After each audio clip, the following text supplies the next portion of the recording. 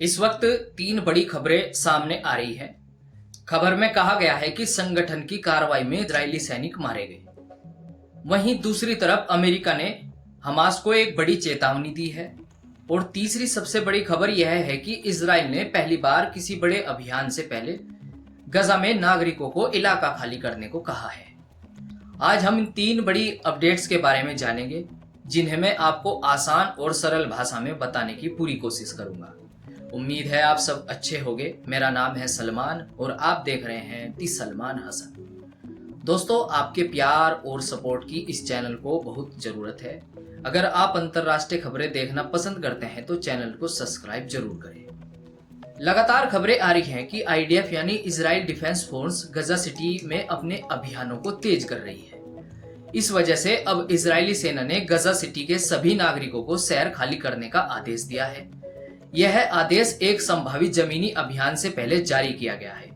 Report के अनुसार अब तक सेना सिर्फ चुनिंदा इमारतों और उनके आसपास के इलाकों को खाली करने की चेतावनी दे रही थी, लेकिन यह पहली बार है जब पूरी गजा सिटी को खाली करने का आदेश दिया गया है। रिपोर्ट बता रही है कि इजराइल ने जमीनी अभियान से पहले पूरे गजा शहर को खाली करने का निर्देश दिया है। इजरायली सेना के प्रवक्ता ने कहा कि इस अभियान का उद्देश्य हमास को रोकना है और गजा सिटी में भी उसी तरह सख्ती से काम किया जाएगा जैसे बाकी जगहों पर किया गया है। रिपोर्ट के अनुसार गजा में कुछ लोग वहीं रुकने का फैसला कर रहे हैं। उनका मानना है कि कहीं भी सुरक्षित जगह नहीं है। वहीं इजराइल के रक्षा मंत्री ने कहा कि अगर हमास ने शर्तें नहीं मानी तो गजा का बहुत भारी नुकसान हो सकता है।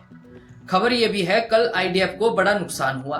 द टाइम्स ऑफ इसराइल की रिपोर्ट के मुताबिक सोमवार को सुबह गजा सिटी के पास एक सेना कैंप पर हमले में 4 सैनिकों की जान चली गई।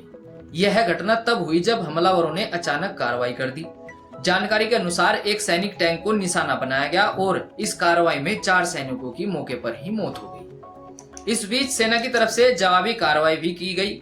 बताया गया है कि इस गोलीबारी के कारण सेना के कुछ और सैनिक घायल भी हुए।